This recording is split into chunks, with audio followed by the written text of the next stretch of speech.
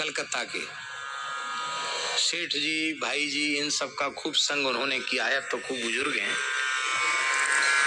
उन्होंने एक बात हमको बताई। उन्होंने कहा कि होशियारपुर में एक परिवार में भृगु संहिता है, तो श्री पंडित अमृतानंद भृगु शास्त्री उस समय,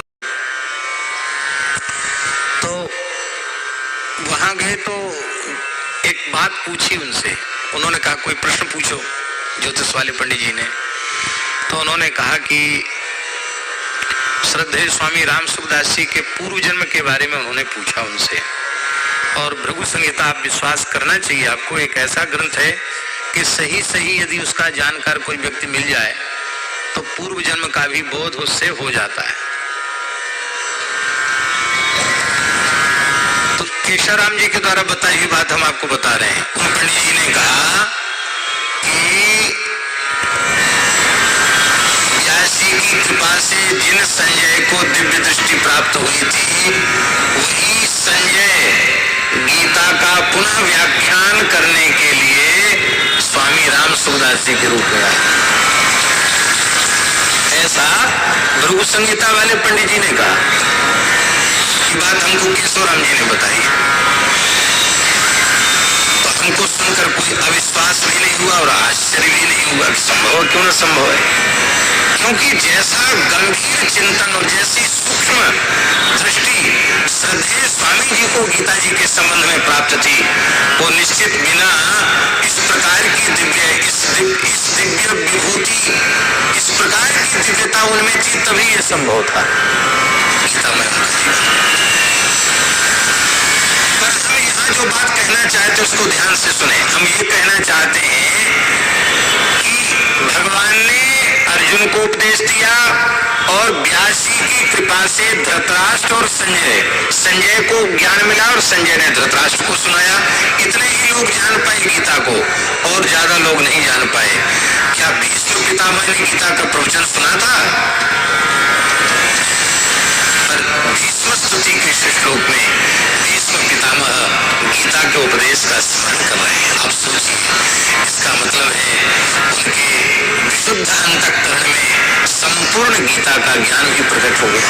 ये क्या कह रहे हैं? श्लोक श्रवण कीजिए, बहुत प्यारा श्लोक।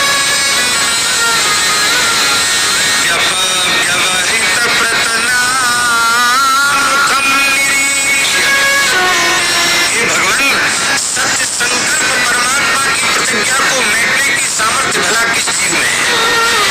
ब्रह्मादि देवता आपके संकल्प को नहीं मिट सकते। इसमें कौन सी चीज है आपके सामने? इसमें क्या मिटेगा आपकी प्रतिज्ञा को? किंतु मैं इस रहस्य को उजागर करना चाहता था कि आप अपने भक्तों से कितना प्रेम करते हैं, आप में कितना अनुपम भक्त वात्सल्य है। आप अपने भक्तों की प्रतिज्ञा की रक्षा के लिए अपनी प्रतिज्ञा का भी त्याग कर देते हैं। आपकी भक्त वत्सलता को प्रकट करने के लिए इस आसान दास भीष्म ने ये दुस्साहस किया। और हे भगवान, आप मेरी प्रतिज्ञा को पूर्ण करने के लिए ही रथ का चक्र लेकर के आप दौड़े। उसमें आपका पीताम्बर फहराता हुआ आपको छोड़कर नीचे गिर गतोत्तरीय। पहले तो वो उड़ा, बोले हम जा रहे हैं, भगवान का तू चल जाए तो भले चले हो जा, फिर वो नीचे गिर गया। भगवान ने उठाया भी नहीं उसको। क्यों?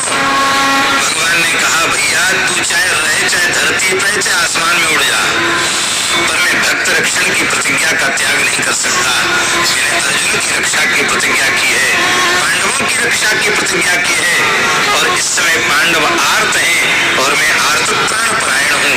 मैं भीष्म को दंडित करूँ। भीष्म जी ने जो ये बात कही है ना कि हमारी सामर्थ्य क्या थी जो आपकी प्रतिज्ञा को तोड़ते, महाभारत में एक जगह लिखा है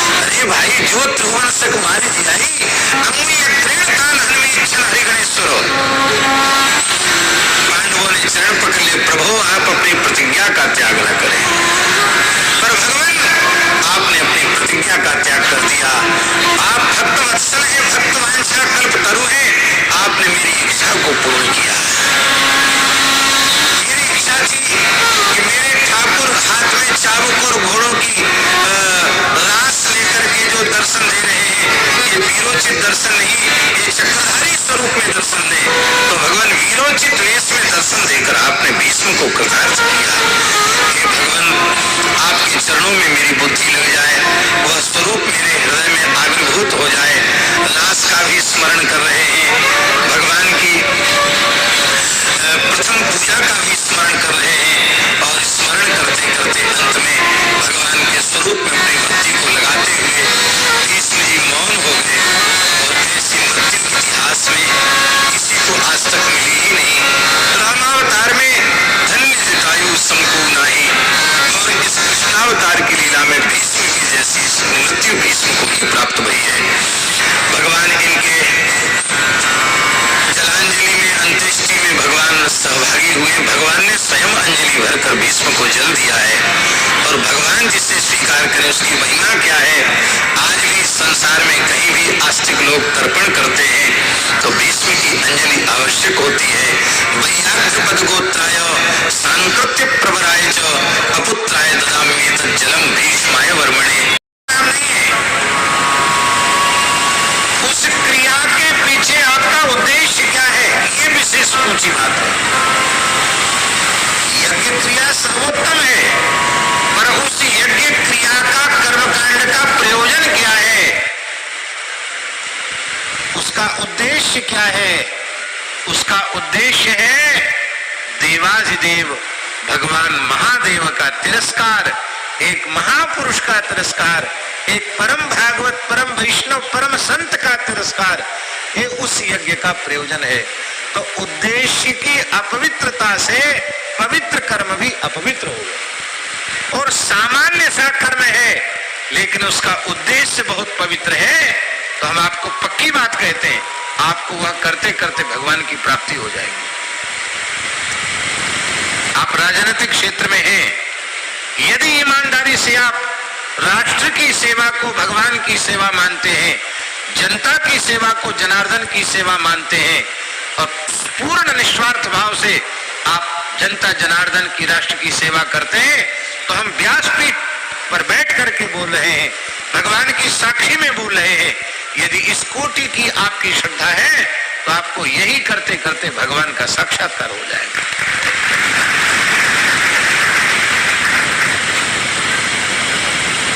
चिकित्सक यदि पक्का मन में कर ले कि हम किसी मरीज का इलाज नहीं, इन रूपों में हम भगवान की सेवा कर रहे हैं,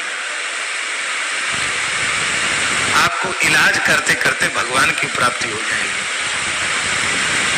तो फिर हम कुछ ले नहीं, जरूर लो, आप अपना पारिश्रमिक लो, पर उतना ही लो। साईं इतना दीजिए जामे कुटुंब समाए, मैं भी भूखा ना रहूं और साधु न भूखा जाए। ये नहीं कि वेंटिलेटर पर रख दिया और बिल बनता चला जा रहा है, बोले वही तो जिंदा है, वही जिंदा है, जिंदा। मुर्दे को रखे हैं वेंटिलेटर पर और बिल बढ़ रहा है, तो थोड़ी भगवान मिलेंगे। सामान्य कर्म है, व्यवहार का कर्म है, खेती करते करते भगवान मिल जाएंगे, व्यापार करते करते भगवान मिल जाएंगे, उद्देश्य पवित्र हो। बोलो भक्तवत्सल भगवान की। महाराज जी अपने ब्रज की घटना है, कुसुम सरोवर से आगे ग्वालियर वाला मंदिर है, गिरिराज जी की परिक्रमा में, वहां निम्बार्क संप्रदाय के एक संत विराजते थे, बड़े उच्च कोटि के महात्मा थे, नित्य श्रीमद् भागवत की कथा कहते थे। उनके एक शिष्य थे, उनका नाम था श्यामदास, बड़े अच्छे थे, प्रेमी थे, और पुराने जमाने की बात है। तो उनके गुरुजी ने उनको दो सेवा सौंप दी शिष्य को। एक तो भंडार की सेवा, सब कच्चा ही था, उस जमाना बिजली तो थी नहीं, तो सवेरे बाल भोग के पहले चौका लगा के रसोई घर तैयार रखना, फिर एक बार अमनिया सिद्ध हो गया तो फिर सक्रिय हो गई रसोई, फिर दोपहर के लिए फिर चौका लगाना, पुराना आचार विचार, और दोपहर में राजभोग के बाद फिर सक्रिय हो गई रसोई, तो शाम के लिए फिर उसको ठाकुर जी के भोग के लिए फिर चौका लगाना। तो चौका लगाना, बर्तन मांजना और लंगर पे पोती चढ़ाना, यही सेवा थी श्यामदास जी की। और बस जितनी देर कथा उतनी देर कथा में बैठकर कथा सुनो, और बाकी समय युगल नाम का जप करो, सेवा करो। दूसरे गुरु भाई कह रहे थे कि गुरुजी इसको तो पेर रहे हैं सेवा में, बेचारा फुर्सत ही नहीं मिलती, सवेरे से लेकर शाम तक पांव गल गए सेवा करते करते, लोग ऐसा कहते थे। एक दिन क्या हुआ कि श्यामदास जी कथा में नहीं आए। कथा में आज क्यों नहीं आए? पहले आके बैठते थे, क्यों नहीं आए कथा में? देख के आओ। महाराज जी वहां क्या जाकर के देखा कि भंडार में जहां रसोई बनती है वहां जो गोबर मिट्टी का जो पोतड़ा है ना, पोता कपड़े का जिसमें पोता जाता है, वो पोता अपने गाल पे ऐसे रखे हुए ऐसे देख रहे हैं और आंखों से अविरल अश्रुधारा बह रही है। बोले पता नहीं श्यामदास जी को तो क्या हो गया, पोता गाल पर रखे हो ऐसे देख रहे, पलक भी नहीं गिर रहे, रो रहे हैं केवल। गुरुजी बोले श्यामदास का काम हो गया। गए, स्वयं गए गुरुजी, सावधान किया, उठा करके लाए, कथा में बैठे और हुआ क्या था कि उनकी सेवा पर ठाकुर जी इतने रीझ गए कि जब वो चौका लगा रहे थे उसी समय प्रियालाल जी कुसुम वन में विहार करके और गलवैया दिए हुए उसी द्वार से आए, तो उनको देख करके पोता हाथ में था, ऐसे करके ऐसे रह गए। तो प्रिया जी ने, लाल जी ने दोनों सिर पे करकमल पधराया और मुस्कुराते हुए वहां से चले गए। ये गिरिराज जी की सत्य घटना है। उसी स्थान में हमारे महाराज जी ने बैठ करके भक्तबल टिप्पणी लिखी। अखाड़े से चले जाते तो वहां एकांत था, वहीं बैठकर महाराज जी कुछ ग्रंथ लेखन का कार्य करते।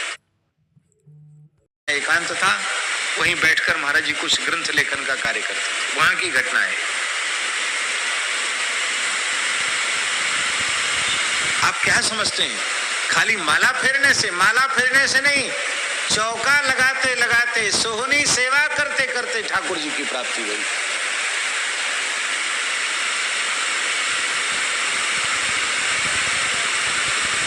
कितने चरित्र हैं भक्तमाल में, वर्तमान में भी। इसलिए उद्देश्य की पवित्रता से कर्म पवित्र होता है, तो उसका यज्ञ सफल नहीं हुआ। क्योंकि यज्ञ जो है यज धातु से निष्पन्न होता है। यज धातु के कितने अर्थ हैं? यज देव पूजा, संगतिकरण और दान, 3 अर्थ हैं। तो देव पूजा तो हो रही है शास्त्र विधि से, पर महादेव का तिरस्कार हो रहा है। संगतिकरण के नाम पर राग द्वेष का वातावरण है और दान के नाम पर तो बेटी को भी सम्मान नहीं दिया गया, ब्राह्मणों को भी कुछ नहीं मिल पाया, क्योंकि उद्देश्य अपवित्र हो गया, इसलिए कर्म अपवित्र हो गया।